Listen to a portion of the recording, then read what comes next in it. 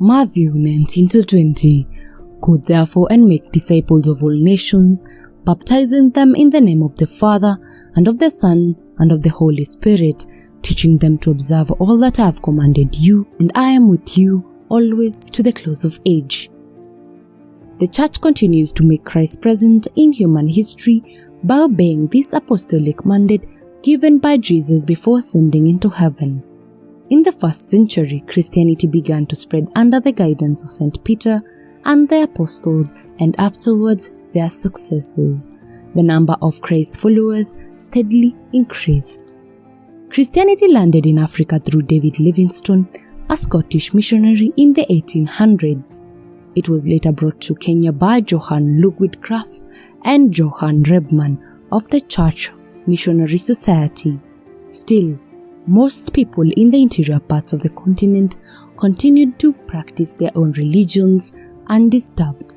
That caused an increase of Christian missions to Africa, driven by the anti-slavery crusade and the interests of the Europeans colonizing Africa. After independence in Kenya, there was a focused process of indigenization of the church leadership. By the 1970s, most of the mainstream churches had African leaders. Some of the Africans who took over the church leadership were determined to break from the colonialist legacy, a main barrier which hindered the church growth. Some of the African leaders established church and mission structures that gave people the freedom of worship, rebuilt a sense of community, and met people's needs. Africans got an opportunity to practice Christianity with limited imperial baggage. In the country, the church has cooperated with the state in matters of development. The church has endeavored to spearhead education, and it was the church that introduced vocational training institutions commonly called the village polytechnics. The church provided badly needed special schools such as the schools for the blind, schools for the deaf, and even the schools for the physically handicapped.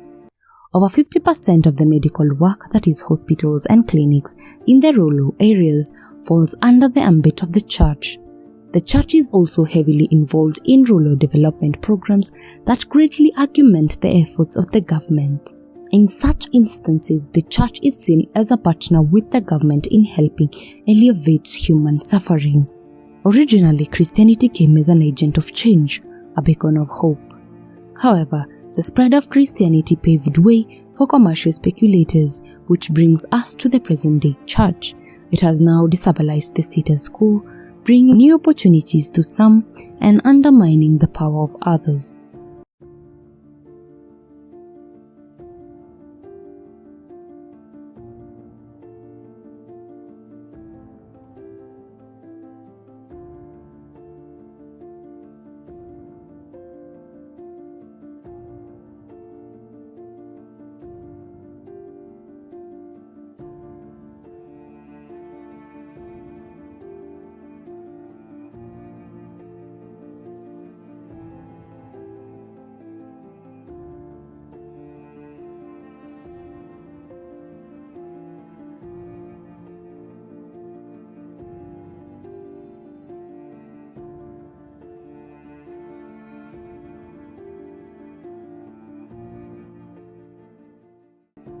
Earlier, churches were few and well structured from the foundation left by the missionaries. Today, at least 85.5% of the country's 50 million population are Christian, with the majority being churchgoers, according to the 2019 census, with most going to the evangelical churches and Catholic Church as the next most popular denomination. This huge demand has transformed the church to a big business. According to the Christian Century, the number of African Christians grew from 19 million in the 1900s to 500 million in 2015, and it's due to reach 1 billion no later than the 2040s. By that point, in terms of raw numbers, Africa will be by far the largest Christian continent.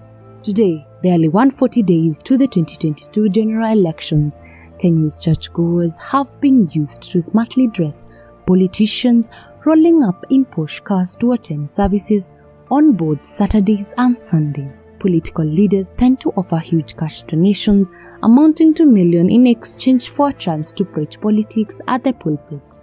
Politicians know this will benefit them from the church masses, and so do the church leaders. As the number of churches continues to be explosive, we meet John Kamau, one of the owners of the Faith Evangelical Churches Ministry, Kiambu, on his take on politicians using the pulpit to campaign. Hello, my name is John Kamau, founder and owner of Faith Evangelical Church Ministries. My take on politicians using pulpits to campaign, I think it's wrong. But you cannot say that they are not allowed to use the pulpit because the church is open to sinners. Jesus goes along to say this when he says that the hospital is the house of the sick, and so is the church the house of redemption. However, I disagree with government regulating churches. And why? Because where two or more people gather, that is a church. And so, when we regulate churches, actually we are limiting the freedom of worship. However, I agree that church registration and regulation is required to close down fake churches. That is my take on the matter. Thank you. However, despite a few established churches which have banned politicians from the pulpit, accusing them of making divisive remarks, days to the elections, Kenyan's churches are playing political stages.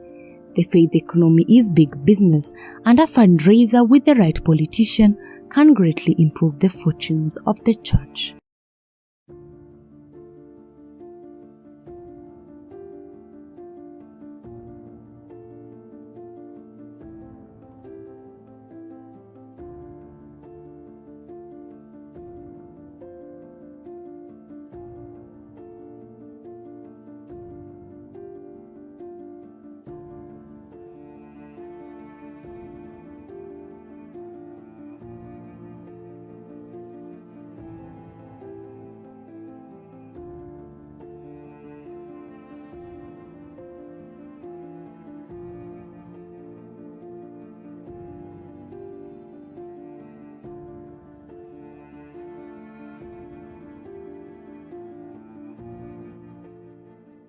The rise in the number of churches being established has been a topic that is in most of the population's mouth. According to research conducted, there have been more than 4,000 registered churches in Kenya. It has been noted that most of these churches are tapping into the vulnerability of Kenyans in seeking to get answers into their economic issues and more. This begs the question: are all these emerging churches being registered by the National Council of Churches, NCCK? Is it a calling, or are they business ventures? Ida Odinga, the wife of the former Prime Minister of Kenya, raised some question in regard to the rapid growing number of churches during a book launch, and this is what she had to say. When I stand in the center of my home in Bono, a place called Baruti, and I put a pin on the map, and the pin is 1 kilometer, and I radiate it around from the center of my home and make it 360 degrees. Inside that area of my home, there are 200 churches. Some of them, you find a man and his wife and his 2 children, they have a church. I know it is good to have a church, but we are not being very effective that way.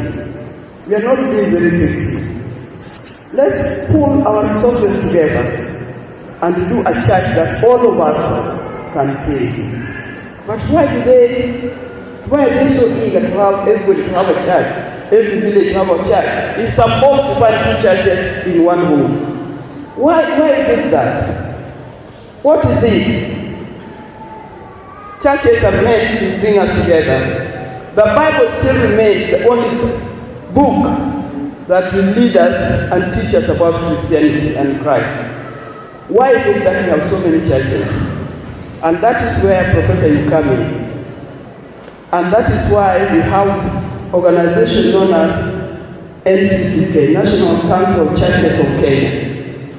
Let all the churches be registered.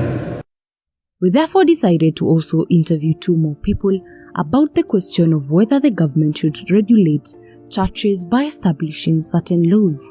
and they had the following to say. Churches in Kenya should be regulated. Considering the rampant growth, there is need to be skeptical. Due to the untaxed money, churches in Kenya gain an upper advantage. So you'd see trends where there's money laundering, there's skepticism in how churches in Kenya use their money, And then there is a growing trend where pastors have more than 10 bodyguards. Surely, what are they guarding? It is paramount to have a body that oversees operations in churches, and also noise regulation is really important.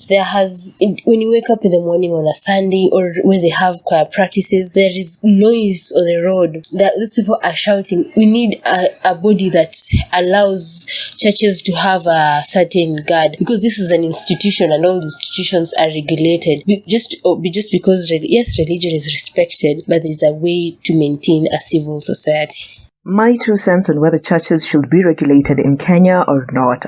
At first, I was inclined more to saying, let people do what they want to do. Let people worship whoever they want to worship, which is okay. Let people believe in what they want to believe in. But recently, so many funny videos of churches doing the most are surfacing online every single day. It's like daily dose of churches doing crazy stuff. But then again, I do respect the fact that there are people who want something to believe in. There are people who want to hold on to something, hope, just a little bit of a thing, So I do support, or rather I'm still inclined to think that let people do what they want to do. They will only let their brains do the thinking for them. The moment you go to church and sit, you allow yourself to think and see, okay, I'm also sane enough to know what the scriptures are saying. Take what you can and leave what you can't, but and let people believe in what they want to believe in. Let people do what they want to do. Maybe it's what they're holding on to. Yeah. Churches, however, have always had a role in shaping societies, from social welfare, economics, natural law, which would later influence the creation of international law, politics, architecture, literature, personal hygiene, and family life. The church is now facing serious challenges which threaten the destruction of the Christian faith. Some of these challenges involve compromise with the standard of the world or walking the path of the world. Today, the church seems to be influenced more by the society rather than the society be affected by the church. It is an undeniable fact that a majority of the people in our society profess to be Christian, yet the spiritual condition of our society is worse than before. While the church has been trying to use all means to reach out to people, we have not met in much success in improving the spiritual condition of the society. I believe that if the spiritual condition of the society is the church's main focus, with the help of God, we shall make strides. 2 Corinthians 7:1 says, "Beloved, let us cleanse ourselves from the filthiness of the flesh and spirit, perfecting holiness in the fear of God." The truth is that today there is biblical illiteracy, a widespread deficiency of basic element of Christian character, morality, and ethics.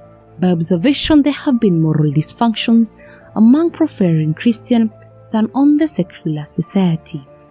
It appears alcohol, substance abuse, domestic violence, greediness, sexual immorality, and promiscuity are commonly noticed with churchgoers.